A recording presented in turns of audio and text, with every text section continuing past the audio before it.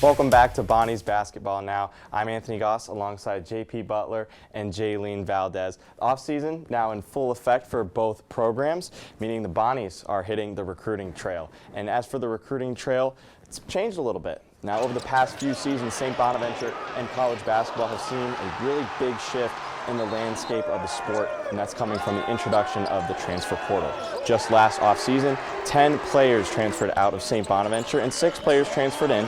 Since 2019, the amount of players transferring in and out of Bonaventure has increased each year. As you see the graphic on your screen, and taking a look at the number of these transfers, 2019, a relatively low number compared to more modern years, but each of those numbers increasing with new players coming in and out. How has the transfer portal affected mid-major programs like Bonaventure? I mean, well, obviously, Coach Schmidt, I think, has said it best. He's been very vocal about this on the record. You're not really building programs anymore. You're building teams year to year, and obviously they experienced that more than any other team in the country with an entire team leaving last year. So what you see happen is, guys do well at sort of this middling level, and they end up, going to a higher major program, and that's not a good situation for a program like Bona's. But I've always said that it kind of works both ways as well, because now a team like Bona can go and pick off a player from a lower conference. We saw 2 lower conference rookies of the year last year. I think that's something you're going to continue to see going forward. And what appeal does Bonaventure have for possible transfers?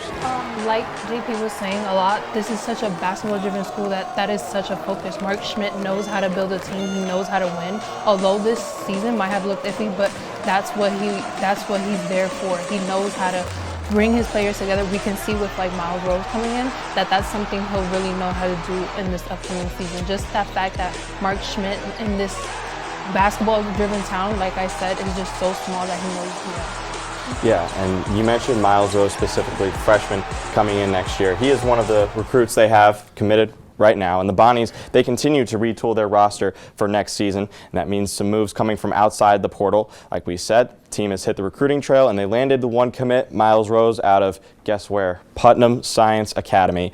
Rose, he remains the only commit from his high school class to Bonaventure, and while the program competes in the transfer portal, they are also looking for an increased influx of younger talent. So, JP, I'll go to you next. How can Miles Rose help this Bonaventure team? It's an interesting prospect. He's a Schmidt guy. He's longer, 6'4", guard, athletic, can play multiple positions, can play both the point and shooting guard. Rochester native, so he's kind of a familiar name in this area. Had a brother who really excelled at Temple, and so I think there's a pedigree there. But I think the biggest thing that he brings is that Bona has always done really well with guards who are winners coming from that prep level. We saw that with Jalen Adams. We saw that obviously with Kyle Lofton. And we know that Bona succeeds with guards from Putnam who have been part of national championship winning teams, and that's what Miles Rose is coming in at, having also led Putnam to a title this year. So they do well with guys that are just coming in already with that sort of resume in place, so to speak.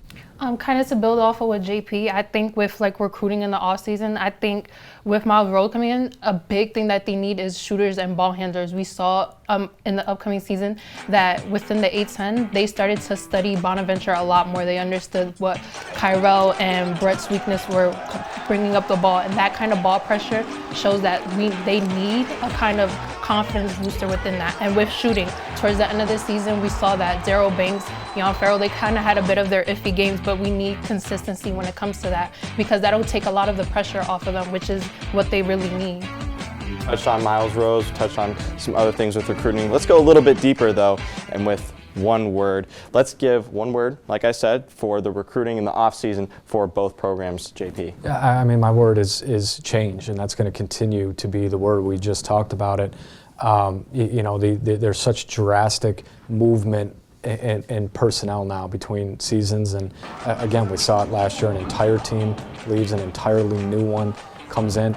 Now it sort of remains to be seen which of these guys is going to be part of sort of the continuation of building things forward here, and which guys aren't.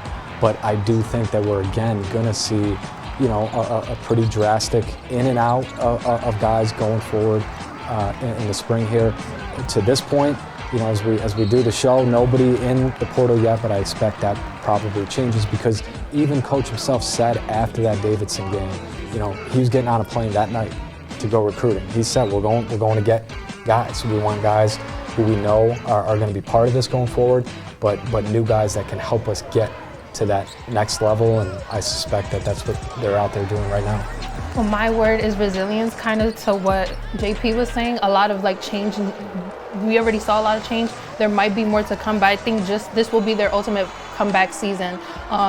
They came in a lot of prospects, like we said. We knew 2 Rookie of the Years coming from their conference, Darryl Banks, just a lot of potential. And this was probably people thought they were going to be their best, a lot of comparison to the previous teams, but I think now it's their bounce back season. They're going to show, hey, we may have not had the best time our first time around, but now it's our second time around, and we're going to show everyone. And I think too, there's a little bit of a chip on coach's shoulder. They didn't have a great year, and so now he's, feeling a little more motivated to go out and get guys and kind of turn around from where they were, this year. Absolutely.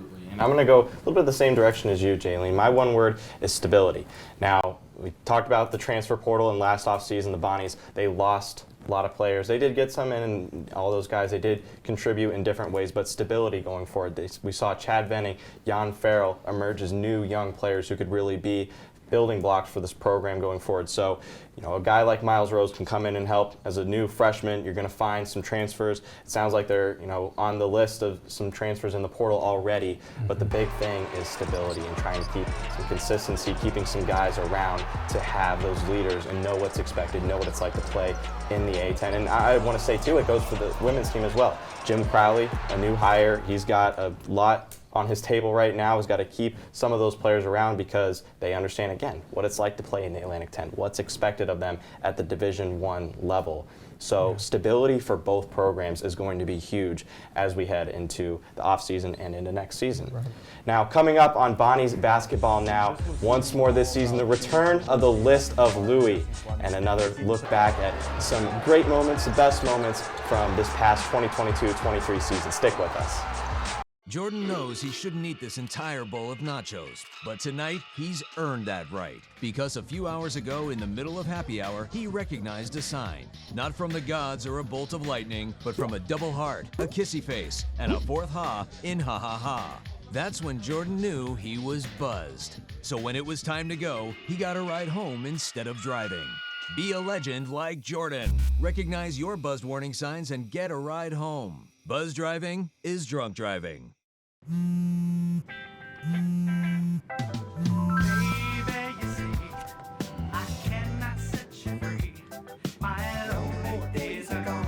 That's why I'm never gonna let you go.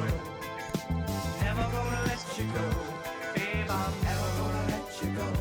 No, never gonna let you go. Here you go. Thank you. Thank you. Never gonna let you go. Never gonna let you go. When I got the opportunity to get her, there wasn't no choice. I told myself, I'm gonna take custody of my daughter. It's my baby. That's what we're supposed to do as men. Take care of our home, build a foundation, you know what I'm saying? Love, our money, she's my purpose. I'm here to walk with her, hold her hand until she can walk alone. Ain't nothing like being a father in this world. There are 16 million children struggling with hunger in America. That's 1 in 5 daughters, sons, neighbors, and classmates who don't know where their next meal is coming from. Yet billions of pounds of good food go to waste every year. It's time we do something about it. Feeding America is a nationwide network of food banks that helps provide meals to millions of kids and families in need. Visit feedingamerica.org to help them feed even more. Together, we can solve hunger. Together, we're feeding America. Welcome back to Bonnie's Basketball Now. Thanks for sticking with us.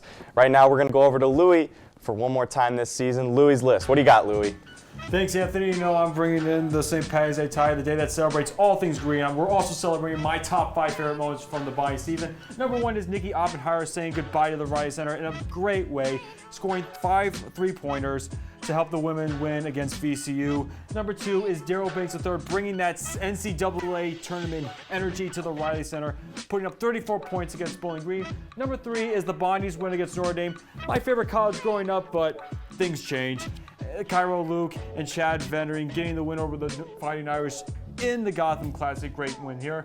Number 4, Maddie Duskowski's game winner over the Dayton Flyers. It was a huge moment for the women's team. Their first game for interim Erica Morrow, who got a great surprise back in the locker room. And number 1 is Chad Vendering understanding the assignment by towering over Dayton's giant Deron Holmes, putting up 17 points and helping the Bonnies win a great matchup against the Dayton Flyers in the Riley Center. Back to you guys. Thank you, Louie, and we'll look back at some more good moments from this season. But first, a look back on our own, funny moments from doing the show this year, our Bonna bloopers, as you'd have it. Take a look.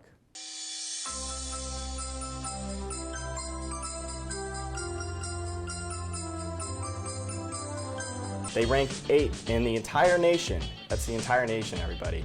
I cannot stand the Philadelphia Eagles. So when in doubt, you always go with the best quarterback. That's Pat Mahomes right now, league MVP. He's just better. Prediction for today's 170th game between St. Bonaventure and Canisius. Well, I think Bonnies will have to score a lot. Yeah, a little bigger, yeah. Wow. Like, for the Bonnies. So, coming up, I think Yaya Lopes is a big name to watch out for. I mean, she played. Join me here today from SBU-TV's Rich Williams. You do this all the time. I start. You do this. This isn't a thing where we talk about time. I think Facing. No. You need to see how you stand like that, and just turn your head that way. So you turn your whole body. Yep. And I close it off. Yeah. Yep. Okay.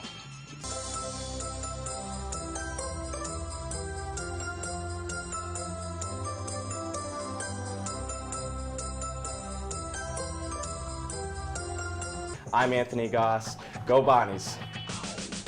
So after looking at some of the bloopers from our show this year, let's go back to some of the good moments. JP, I'll go back to you. What was your favorite game of the season? So I think you could make a case for the VCU game. This is a team that hadn't won on the road all year, goes in and knocks off the team that would go on to win both the regular season and A-10 tournament championships. That's a massive win in the long run. But as Louis said, I think you have to go with the Dayton game. That was back home, sellout crowd, whiteout crowd, students here, and then to go on and not just beat Dayton, but kind of win that game pretty convincingly at the end.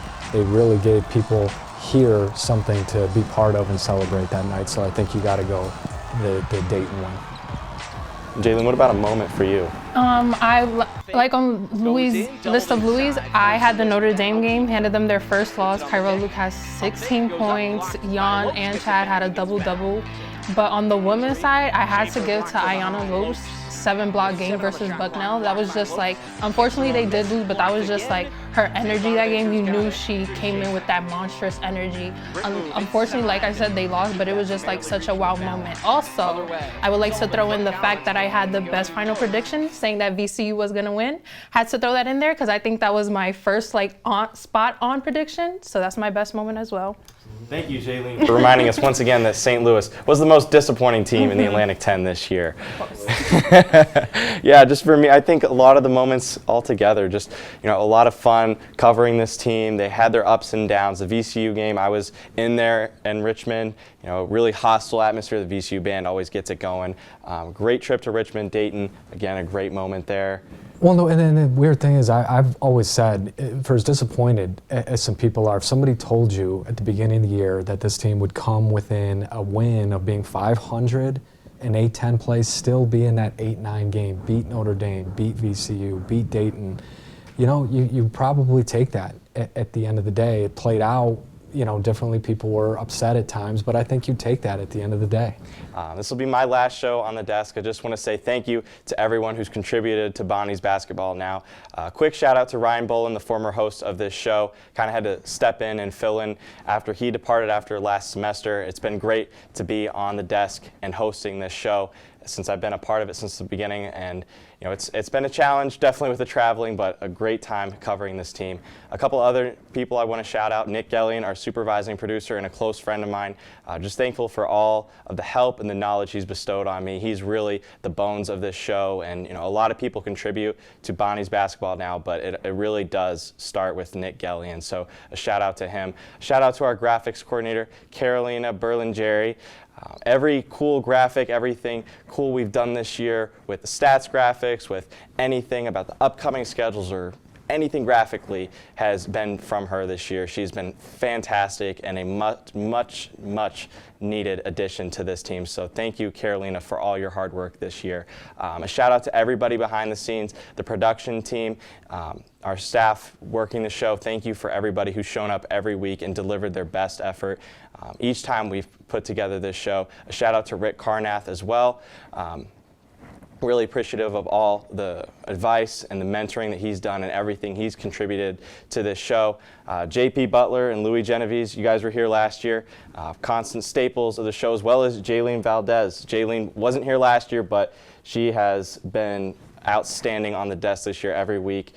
Another valuable addition to Bonnie's Basketball Now. Looking forward to what she does in the future and what everybody else on this desk continues to do in the future.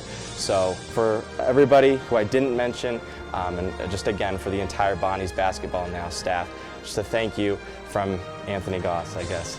Thank you to you all. You've made this journey so much fun. This show has been fantastic. I've had a great time covering both basketball teams here. And I'm excited for what the future holds for Bonnie's Basketball Now and Bonnie's Basketball, men's and women's. So for one last time this year, for JP Butler, Louis Genovese, Jaylene Valdez, and everybody mentioned before, I'm Anthony Goss. Thanks for joining us.